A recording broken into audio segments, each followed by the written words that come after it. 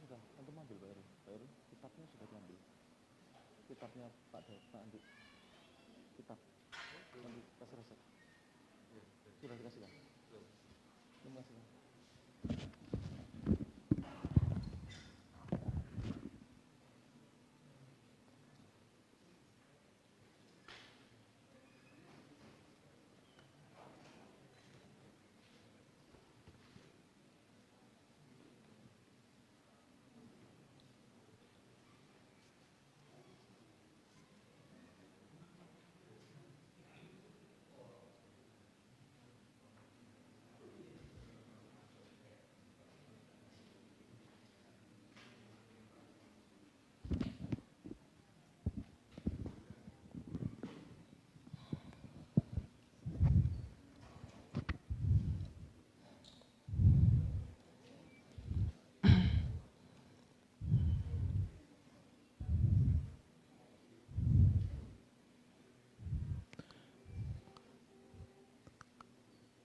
Assalamualaikum warahmatullahi wabarakatuh.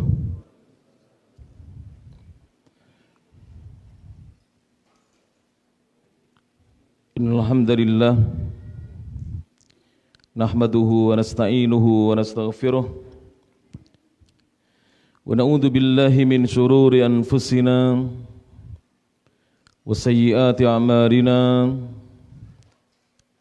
man yahdihillahu fala mudhillalah ومن يضلل فلا هادي له أشهد أن لا إله إلا الله وحده لا شريك له وأشهد أن محمدا عبده ورسوله يا أيها الذين آمنوا اتقوا الله حق تقاته ولا تموتن إلا وأنتم مسلمون يا أيها الناس اتقوا ربكم الذي خلقكم من نفس واحدة وخلق منها زوجها وبث منهما رجالا كثيرا ونساء واتقوا الله الذي تساءلون به والأرحام إن الله كان عليكم رقيبا يا أيها الذين آمنوا اتقوا الله وقولوا قولا سديدا يصلح لكم أعمالكم ويغفر لكم ذنوبكم ومن يطع الله ورسوله فقد فاز فوزا عظيما أما بعد فإن أصدق الحديث كتاب الله وخير الهدى هدى محمد صلى الله عليه وعلى آله وسلم وشر الأمور محدثاتها فإن كل محدثة بدعة وكل بدعة ضلالة وكل ضلالة في النار. Jamaah kajian Masjid Al-Imam Asy-Syafi'i Kota Mojokerto yang dirahmati Allah Subhanahu wa taala. Kita lanjutkan kembali kajian kita setiap Jumat malam Sabtu, Jumat yang kedua, pekan yang kedua, kajian kitab kumpulan 88 Mutiara Faidah. Kalau tidak salah dalam pertemuan yang lalu kita telah membahas sampai poin yang ketiga halaman 7 atau halaman 8 terakhir ya. Sekarang masuk pembahasan halaman yang ke-8 poin yang keempat. Betul para jemaah? Poin yang keempat, iya. Silakan dibuka kitabnya halaman 8. Pembahasan yang keempat berjudul seseorang meninggal di atas kebiasaannya. Jadi seorang itu akan diwafatkan oleh Allah Subhanahu wa taala di atas kebiasaan yang biasa dia lakukan sehari-harinya. Dan ini disebutkan di dalam hadis Nabi sallallahu alaihi wasallam. Disebutkan di sini oleh penyusun an Jabirin radhiyallahu anhu, dari sahabat yang mulia Jabir bin Abdullah radhiyallahu anhu. Dan Jabir bin Abdullah ini Al-Ansari, seorang sahabat yang berasal dari Yathrib, dari kota Al-Madinah. Beliau dilahirkan tahun 16 sebelum Hijriah dan wafat pada tahun 78 Hijriah. Berarti usianya ketika wafat berapa para jemaah? 78 tambah 16, 90 berapa? 94. Radhiyallahu ta'ala anhu wardahu. Qal, Jabir berkata, kata Jabir, sami'tun nabiyya sallallahu alaihi wasallam yaqul, aku pernah mendengar Nabi sallallahu alaihi wasallam bersabda. Kita simak apa yang disabdakan oleh Rasulullah sallallahu alaihi wasallam. Beliau mengatakan, yub'atsu, kelak akan dibangkitkan, kullu abdin, setiap hamba, tiap-tiap hamba, ala ma mata alaih, ala ma mata, di atas apa yang dia meninggal, alaihi, di atasnya. Sehingga dari hadis Nabi ini, Nabi mengabarkan kepada kita bahwa setiap hamba kelak pada hari kiamat, dia akan dibangkitkan oleh Allah Ta'ala dari kuburnya sesuai dengan keadaannya ketika mati. Jika wafatnya dia sedang berbuat amal soleh, maka dia akan dibangkitkan sebagaimana keadaan dia ketika wafat. Dan hadisnya rawahu Muslim. Hadis ini diriwayatkan oleh Imam Muslim dalam kitab sahihnya Al-Hadithu Al-Thaminu Wa-Sab'una Wa-Thamanumi'ah Wal-Alfan. Hadis yang ke-2878. Hadis nomor 2878. Dari hadis yang mulia tersebut, para ulama memberikan syarah penjelasan. Di antaranya di sini oleh penyusul dinukil ucapan Al-Imam Al-Munawi dan juga ucapan Al-Imam An-Nawawi. Qala Al-Munawi, berkata Al-Imam Al-Munawi. Al-Imam Al-Munawi ini seorang ulama dari Mesir, dari Kairo. Dan nama beliau adalah Muhammad Abdul Razzaq, Muhammad Abdul Rauf Al-Munawi Al-Qahiri, karena beliau dari Kairo, Mesir. Dan beliau adalah ulama abad ke-10 Hijriah. Lebih tepatnya di sini saya nukilkan, beliau dilahirkan pada tahun 952 Hijriah. Al-Imam Al-Munawi, bukan An-Nawawi. Al-Imam Al-Munawi rahimahullah dari Mesir. Lahir, saya nukilkan di sini dari tarjamah biografi beliau pada tahun 952 Hijriah dan wafat pada tahun 1031 Hijriah di Kairo, Mesir. Beliau mengatakan, Imam Al-Munawi rahimahullahu ta'ala, maksud hadis tersebut di atas adalah artinya yamutu, seseorang itu akan meninggal dunia, akan wafat, akan mati, ala ma asya alaihi, di atas perbuatan yang dia hidup di atasnya, dia terbiasa melakukannya. Jadi seorang itu kalau dia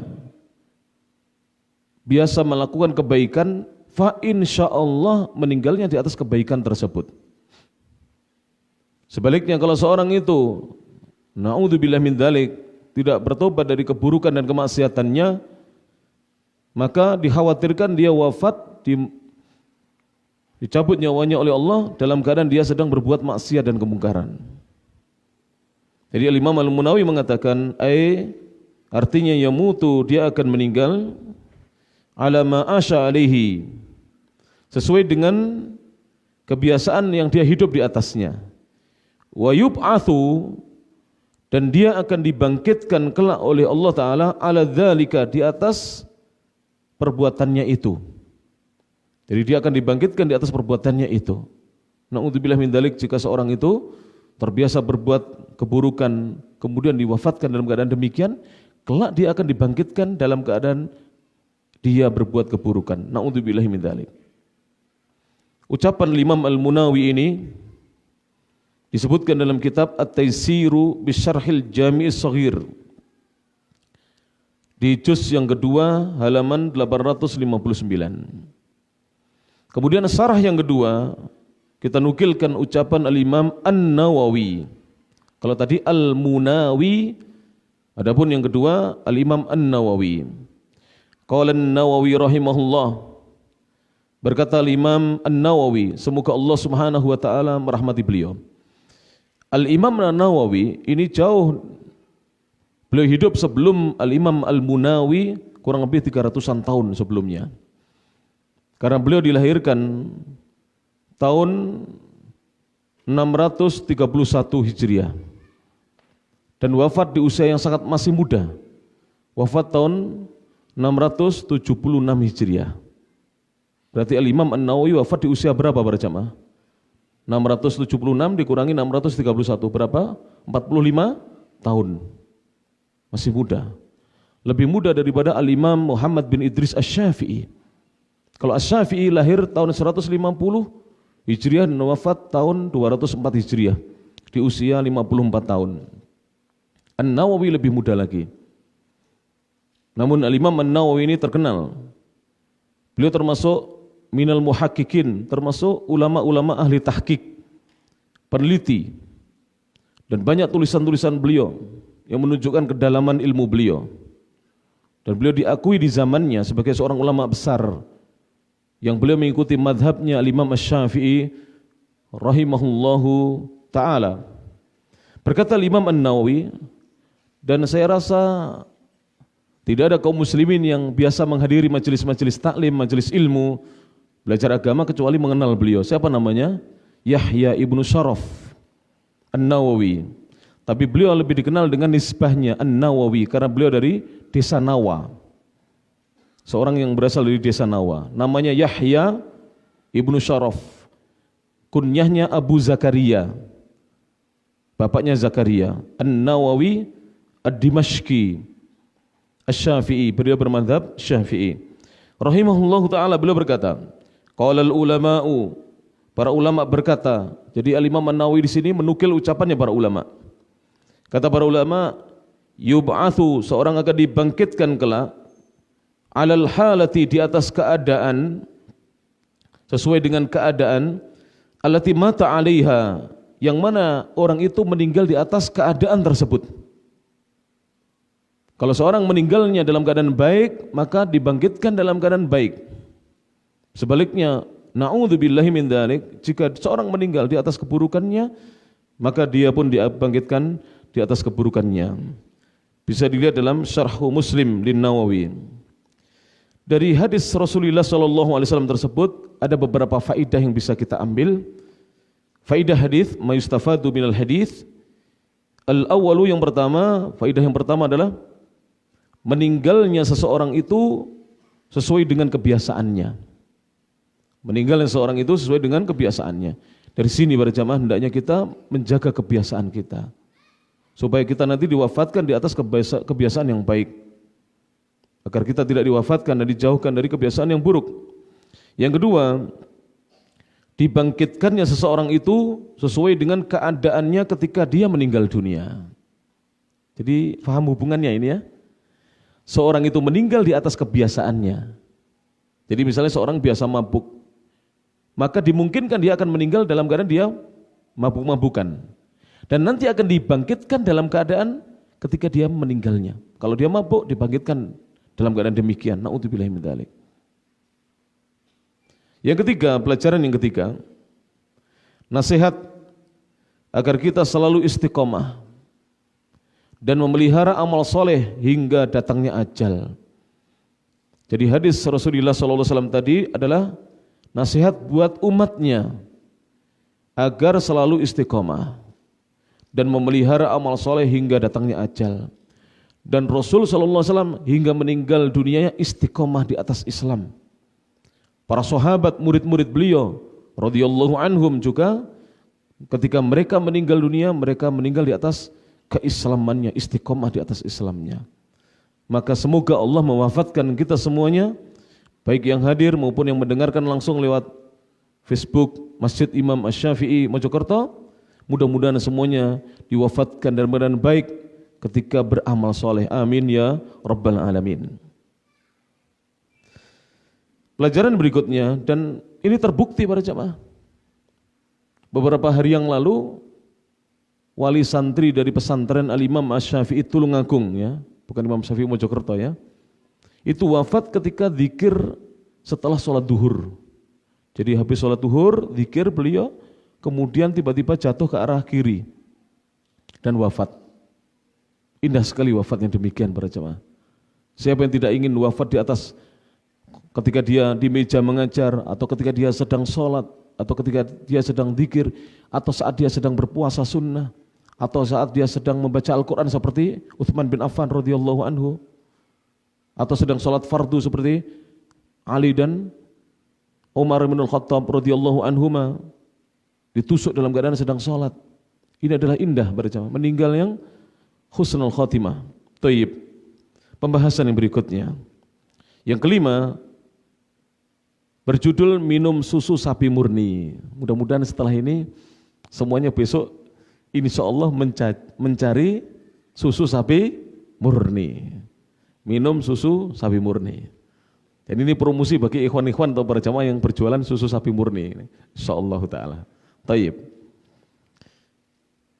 Dalilnya, apa keutamaan minum susu sapi murni? Ini ada. Murni loh ya, tanpa gula, tanpa pengawet, tanpa campuran. Jadi betul-betul susu yang diperah dari sapi. Dan sebaiknya itu tidak dimasak sebenarnya. Tidak dipanaskan. Sebenarnya begitu asalnya. Karena sapi itu, anaknya sapi kan tidak pernah susunya dimasak dulu kemudian baru diminum pedetnya ya anaknya. Tapi perut kita kan bisa kembung ya. Yang jelas jangan sampai umup, jangan sampai mendidih. Karena nanti apa yang ada di dalam susu itu akan hilang kebaikan-kebaikannya. Kita sebutkan hadisnya. An Abdullah bin Mas'udin, dari sahabat yang mulia Abdullah bin Mas'ud radhiyallahu anhu. Semoga Allah Subhanahu wa taala meridhai beliau. Abdullah bin Mas'ud ini sahabat Rasulullah sallallahu alaihi wasallam yang juga banyak meriwayatkan hadis dari Nabi sallallahu alaihi wasallam. Kalau tidak salah, beliau ini hadisnya ada sekitar 848 hadis. Walaupun tidak sebanyak hadisnya Abi Hurairah, hadisnya Anas bin Malik, hadisnya Aisyah, namun beliau termasuk terbanyak. Lebih banyak hadisnya daripada sahabat Abi Bakar As-Siddiq radhiyallahu ta'ala an. Dan beliau nama lengkapnya adalah Abu Abdurrahman, kunyahnya Abdullah bin Mas'ud Al-Hudhali. Siapa namanya? Abu Abdurrahman Abdullah bin Mas'ud Al-Hudhali radhiyallahu anhu. Para ulama berbeda pendapat tentang tahun lahirnya. Ada yang mengatakan lahirnya sekitar permulaan di awal abad ke-6 Masehi. Karena dulu belum ada Hijriah ya. Kalau Rasulullah kan lahirnya tahun 571 Masehi. Beliau sekitar tahun 600-an Masehi. Kurang lebih dengan Rasulullah SAW itu terpaut berapa tahun berjamaah? 571 dengan 600-an, kurang lebih 29 tahun. Terpaut usianya, kita buat 30 tahun kurang lebih. Oleh karena itu para ulama mengatakan, ada yang mengatakan lahirnya, ada yang mengatakan sekitar tahun 31 hingga 37 Hijriah. Ada yang mengatakan setelah itu, mohon maaf, tahun 31 hingga 37 sebelum Hijriah. Ada yang mengatakan setelah itu. Dan wafatnya kebanyakan ulama mengatakan tahun 32 Hijriah. Kalau tahun 32 Hijriah ini masa kepemimpinannya Khalifah yang mulia Utsman bin Affan radhiyallahu anhu. Jadi wafat di masa kepemimpinannya Khalifah yang mulia Utsman bin Affan. Karena Utsman ini memimpin sejak tahun 23 Hijriah. Utsman selama 12 tahun. Sampai tahun berapa? Sampai tahun 35 Hijriah. Wafat dibunuh. oleh kelompok Khawarij. Jadi beliau ini mulai memimpin menjadi khalifah tahun 23 Hijriah setelah wafatnya Umar bin Khattab. Rasulullah wafatnya tahun berapa? Tahun 11 Hijriah. Abu Bakar Siddiq tahun 13 Hijriah. Umar 10 tahun kemudian, 23 Hijriah. Utsman memimpin 12 tahun berarti 35 Hijriah. Sehingga Abdullah bin Mas'ud ini wafat di masa kekhalifahannya Utsman bin Affan radhiyallahu anhu warḍahu. Kita baca hadisnya. Kita kenalan sedikit-sedikit ya dengan para sahabat insyaallah ya. Qala Rasulullah sallallahu alaihi wasallam. Rasulullah sallallahu alaihi wasallam bersabda, kata Nabi, alaikum, hendaklah atas kalian bi albanil bakar, kalian minum susunya sapi. Jadi susu murni dari susu sapi. Fa innaha tarummu, sebab sesungguhnya sapi-sapi itu makan min kulli syajar, dari segala jenis tanaman.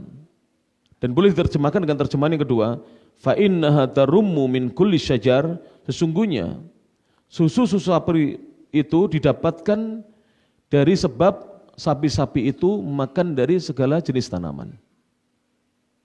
Wahuwa, dan Nabi mengatakan, dan susu sapi yang murni itu syifa'un min kulli da'in, adalah obat yang bisa dijadikan penyembuh dari segala penyakit. Semua penyakit yang menyembuhkan Allah. Tapi Allah mengendaki di dalam susu sapi murni itu ada obatnya yang bisa menyembuhkan segala macam penyakit. Selama ini yang kita tahu apa? Al-Habbatus Sauda. Semua promosi ini, penjual herbal semua promosi. Al-Habbatus Sauda'u dawa'un min kulli da'in, semua hafal. Sampai kita pun hafal. Kalau nggak hafal Arabnya, bahasa Indonesianya. Jintan hitam obat dari segala penyakit. Itu salah satu dari manfaat jintan hitam, Al-Habbatus Sauda. Sekarang manfaat susu ini. Dan Rasulullah sampai usia sepuh tetap minum susu. Selama ini anggapan yang keliru, opini yang tidak benar, susu itu untuk anak yang masa pertumbuhan, kalau bapak-bapak tidak minum susu. Tidak. Rasulullah SAW dan para sahabat minum susu. Suatu hari Rasulullah SAW diberi hadiah susu. Satu inak, satu bejana berisi susu. Bejananya seingat saya tidak terlalu besar. Yang jelas cukup diminum oleh keluarganya Nabi SAW. Karena para sahabat Ansor itu suka menghadiahi Nabi. Sebab beliau tidak menerima sodakoh dan tidak makan dari sodakoh. Tapi beliau SAW mau menerima hadiah dan dimakan bersama keluarganya. Tapi oleh Nabi kemudian dipanggillah Abu Hurairah radhiyallahu ta'ala anhu. Dan Abu Hurairah itu adalah sakil kaum, orang yang biasa ditugasi oleh Nabi untuk memberi minum para sahabat jika Nabi mendapatkan sesuatu dari sahabat-sahabat Ansor, penduduk asli Madinah. Singkat cerita, dipanggillah Abu Hurairah kemudian diperintahkan untuk membagikan susu ini supaya diminum satu persatu oleh sahabat-sahabat yang menjadi penghuninya As-Suffah, yang disebut dengan Ahlus Suffah. Dan Ahlus Suffah itu kata para ulama jumlah mereka tidak tetap, tidak stabil, kadang 70 orang, kadang bisa sampai mencapai 80 orang sahabat. Kebanyakan mereka sahabat-sahabat yang tidak punya, sahabat-sahabat yang miskin. Dan sebagian mereka adalah sahabat-sahabat yang datang dari Makkah, hijrah, tidak memiliki keluarga dan miskin. Tinggallah di Suffah. Suffah itu dulunya adalah bekas tembok kiblat ketika arah kiblatnya masih Baitul Maqdis. Setelah terjadi perpindahan arah kiblat, tidak sana lagi tapi sana, maka bekas tembok itu diberi atap dari pelepah daun kurma supaya bisa untuk tinggal para sahabat. Karena masjidnya Nabi belum ada atapnya. Masjid Nabawi ketika itu. Namun Suffah itu tidak ada temboknya, hanya tembok bagian depan bekas sutrohnya Nabi SAW, yang dulu dijadikan sebagai sutroh. Di samping kanan, kiri, depan, tidak ada. Sehingga angin itu berhembus dengan kencang, mereka tidur di situ para sahabat. Dan Abu Hurairah kurang lebih 3-4 tahun tidur di situ. Oleh karena itu disebutkan dalam sejarah, para sahabat Abu Hurairah ini mampu mengambil hadis yang sangat banyak dari Nabi. Dan terbanyak paling banyaknya. Karena beliau meriwayatkan 5.374 hadis. Paling banyak di antara para sahabat. Yang lainnya hanya 2.000 sekian. Anas bin Malik hanya 2.286. Aisyah hanya 2.210. Abdullah bin Amr hanya 1.540. Tadi Abdullah bin Mas'ud hanya 848. Tapi Abu Hurairah sampai 5.374 hadis.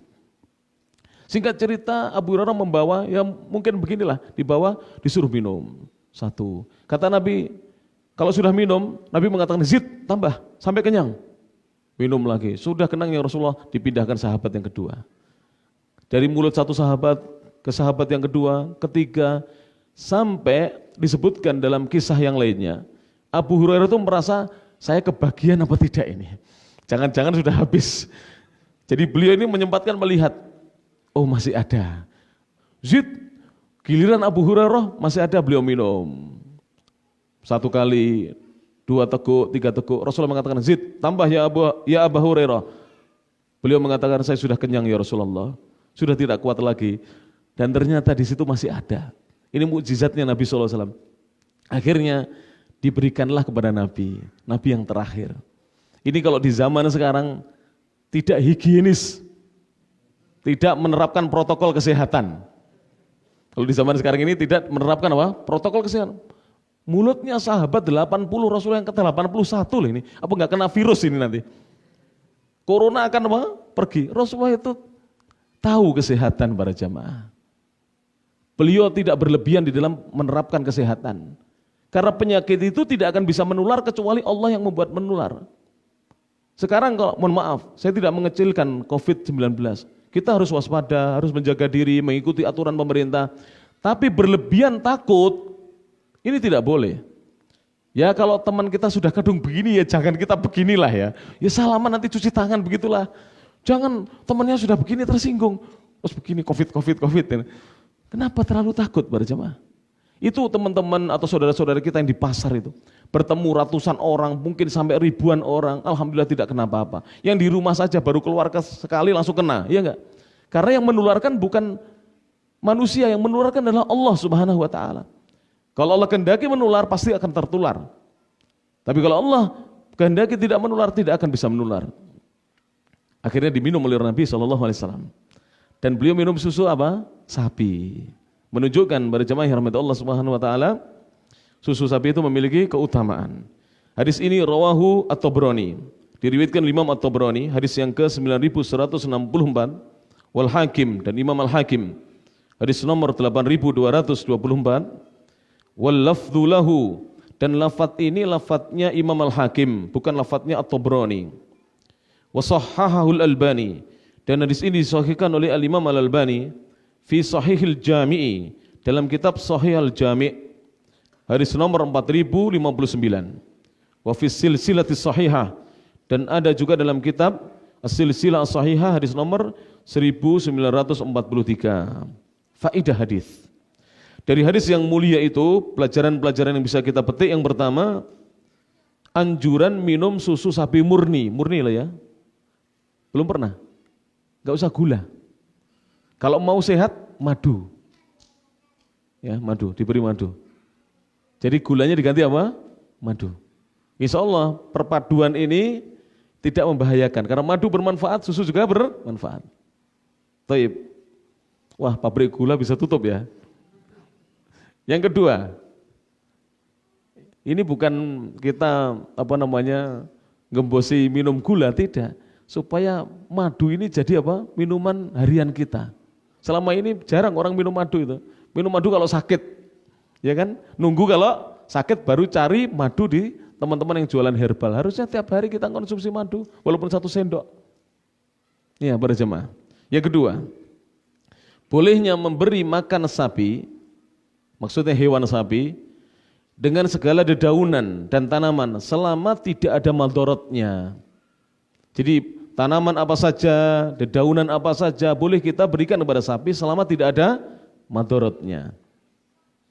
Jangan dikasih daun jarak, nanti sapinya bisa mabuk gitu ya. Tahu daun jarak?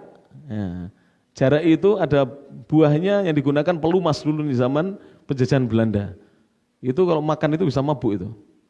Yang ketiga, salah satu at-tibbun an-nabawi, salah satu at-tibbun nabawi, obat resepnya Nabi Muhammad SAW dari segala penyakit adalah susu sapi murni. Ini salah satu at-tibbun nabawi, at-tibb an-nabawi. Pengobatan cara Nabi adalah minum susu sapi murni. Mau tahu buktinya di zaman ini? Baca yang keempat. Yang keempat, di rumah sehat itu rumah sakit kalau di sini ya. Saya katakan rumah sehat karena memang bahasa Arabnya al-mustasfa, tempat kesembuhan, rumah sehat.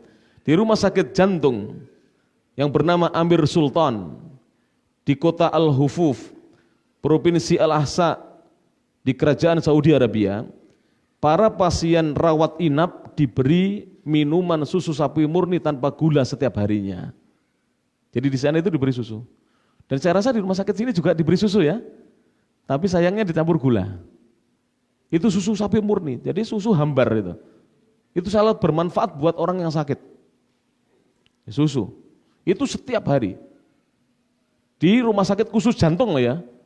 Berarti bermanfaat untuk penyakit apa? Jantung. Dan tidak mungkin ulama-ulama ya memberi rekomendasi kepada rumah sakit ini kecuali ada manfaatnya. Dan ini hadisnya dari Nabi SAW. Nanti perhatikan ya para jamaah, anak yang kurang ASI dan kurang minum susu berbeda dengan anak yang dia ASInya cukup, minum susunya juga cukup. Toib.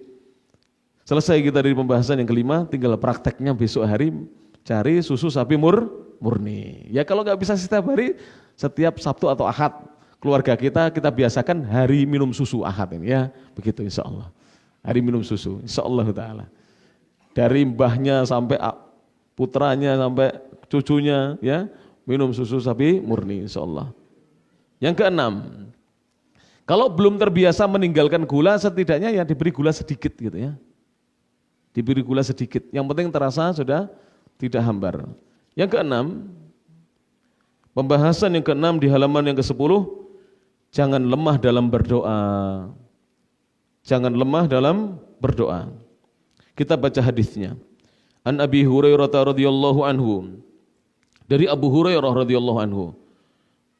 Abu Hurairah sebagaimana sering saya singgung, nama lengkap beliau adalah Abdurrahman ibnu Sokhrin Ad-Dawsi. Siapa nama lengkapnya? Abdurrahman ibnu Sokhrin Ad-Dawsi. Dan nama Abdurrahman ini adalah nama pemberian siapa? Rasulullah sallallahu alaihi wasallam. Nama asli beliau adalah Abdu Syamsin. Nama aslinya adalah hambanya matahari. Kemudian oleh Nabi setelah beliau masuk Islam, dan beliau ini sebenarnya masuk Islamnya di akhir-akhir hayatnya Nabi. Jadi sebagian ulama mengatakan 3 tahun sebelum wafatnya Nabi, sebagian ulama ahlu sunnah mengatakan Abu Hurairah baru masuk Islam 4 tahun sebelum wafatnya Nabi. Kalau tahunnya kurang lebih tahun ke-6 atau 7 Hijriah. Tahun ke-6 atau 7 Hijriah baru masuk Islam Abu Hurairah ini. Nama aslinya ketika masih musyrik Abdu Syamsin, hambanya matahari.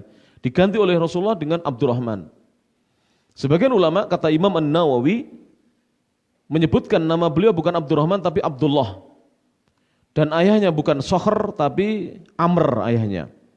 Tapi riwayat yang mengatakan namanya Abdullah bin Amr ini riwayatnya dhaifah, lemah.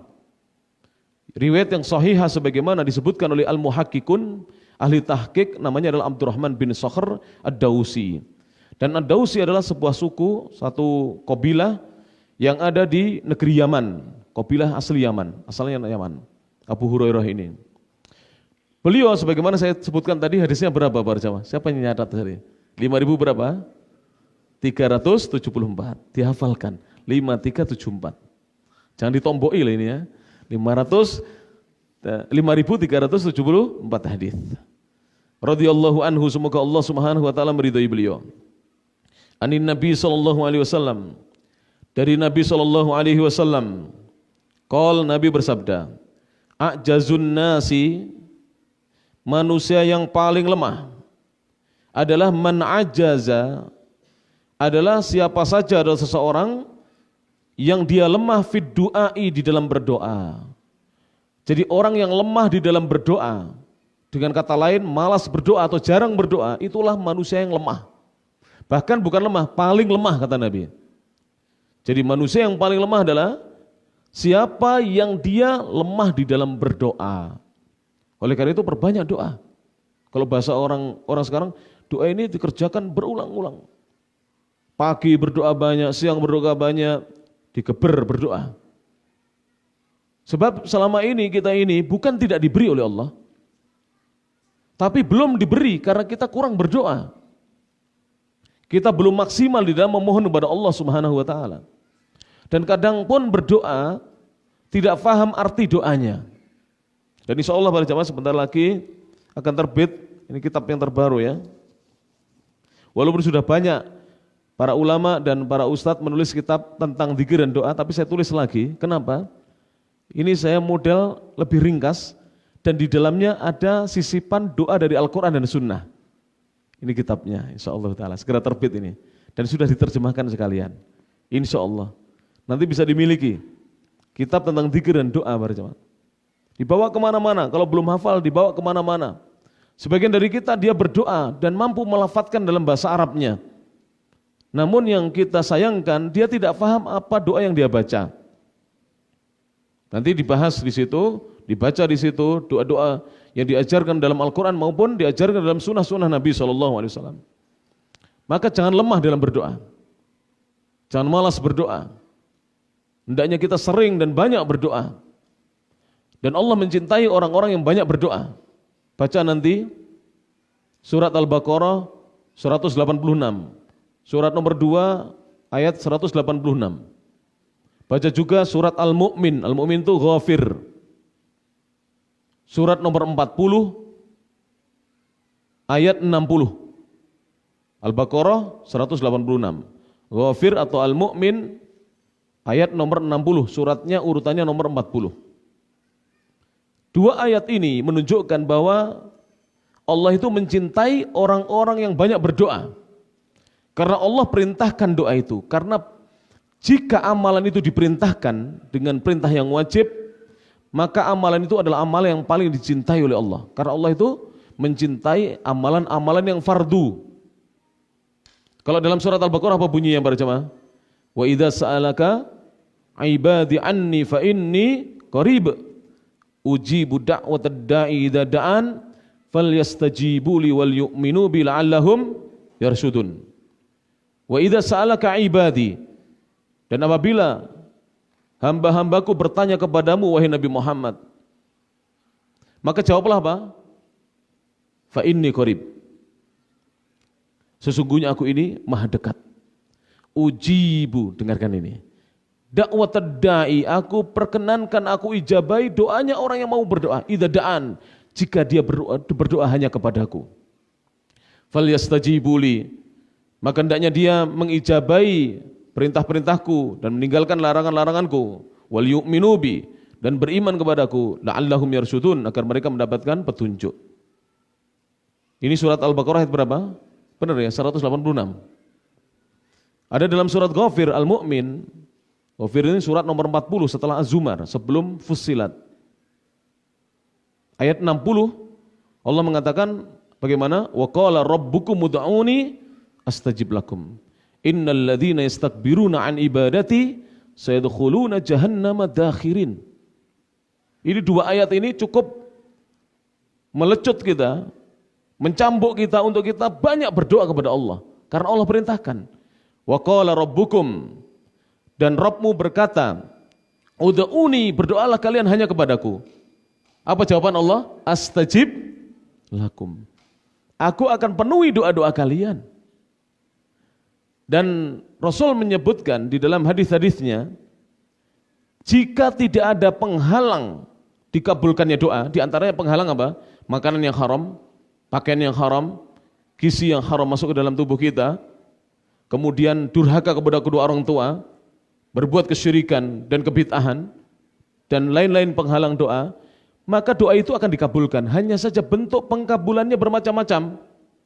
Terkadang diijabai langsung, terkadang ditunda oleh Allah Ta'ala, terkadang disimpan untuk diberikan di akhirat, terkadang digunakan untuk menjauhkan kita dari mara bahaya dan bencana. Terkadang kata para ulama ada riwayat yang lainnya diberikan tapi tidak sebagaimana permintaannya.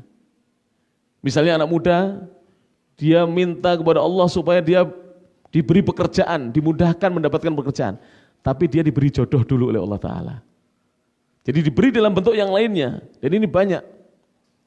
Sehingga doa itu tidak dikabulkan jika tidak ada penghalangnya. Astajib lakum, karena janji Allah, aku akan penuhi untuk kalian. Innalladzina, sungguhnya orang-orang yang yastakbiruna, takabur, sombong, an du'ai, maka apa? An ibadati, dari beribadah kepadaku. An ibadati maknanya an du'ai, sayadkhuluna jahannam madakhirin, maka mereka akan masuk neraka jahanam dalam keadaan hina. Maka perbanyak doa. Namun saya ingatkan ya, nanti di sini ada pembahasan halaman nanti ya. Nanti halaman 13 poin yang ke-9, nanti kita bahas. Yang punya kitabnya bisa dibaca dulu di rumah. Ya, poin yang ke-9 halaman 13, bagus sekali.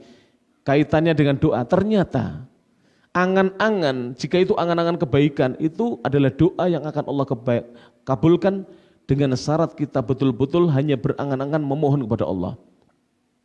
Adapun dalam hadis ini, betul-betul kita disuruh untuk berbanyak doa.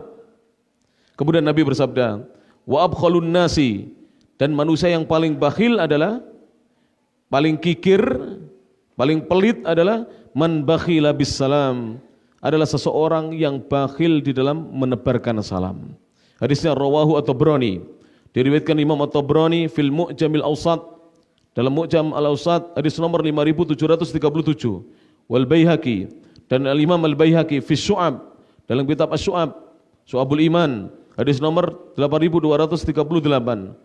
Undur, lihatlah kitab As-Silsilah As-Sahihah, kitab As-Silsilah Sahihah yang ditulis oleh Al-Imam Al-Albani, hadis nomor 601.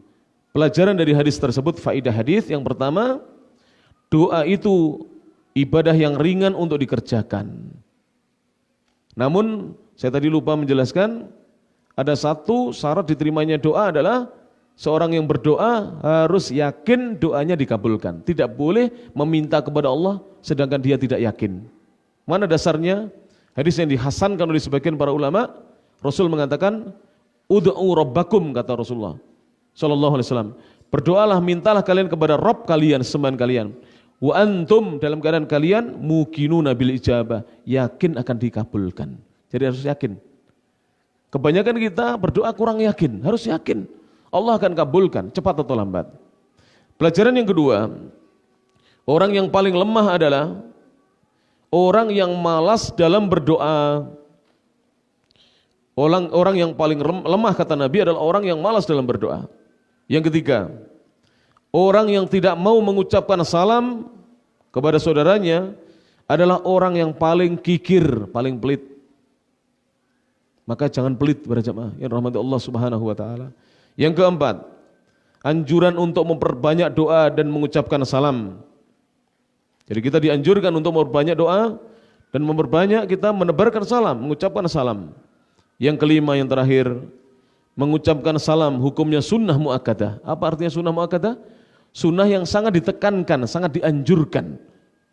Sedangkan menjawabnya hukumnya adalah fardu kifayah. Artinya jika sudah ada yang menjawabnya, maka yang tidak menjawab yang lainnya gugur kewajibannya. Sehingga para jamaah yang rahmati Allah Subhanahu wa taala, mari 3 poin yang kita kaji ini kita amalkan. Mudah-mudahan ya, apa yang disampaikan bermanfaat. Selama masa pandemi ini saya minta izin kepada Bapak Andi hafizahullah taala dan teman-teman sekalian, para jamaah juga, takmir Masjid Imam Syafi'i, untuk tidak bisa panjang-panjang. Kita mengikuti arahan pemerintah. Kita boleh kumpul, alhamdulillah pemerintah kita membolehkan, tapi jangan panjang-panjang. Dan nasihat saya, jagalah diri kita, keluarga kita, jaga kesehatan kita, kemudian tidak usah mengikuti apa-apa yang tidak baik, para jamaah yang rahmati Allah Subhanahu wa taala. Mudah-mudahan Allah menjaga negeri ini dari kerusakan, dari keburukan, dan dari orang-orang yang ingin menghancurkan negeri ini. Dan mudah-mudahan Allah memberi hidayah kepada pemimpin kita, kepada rakyatnya, kepada ulamanya, agar semuanya rukun, membahu membangun negeri ini untuk kebaikan negeri ini. Mudah-mudahan apa yang disampaikan bermanfaat. Fa insyaallah kita akan lanjutkan dalam pertemuan-pertemuan yang akan datang.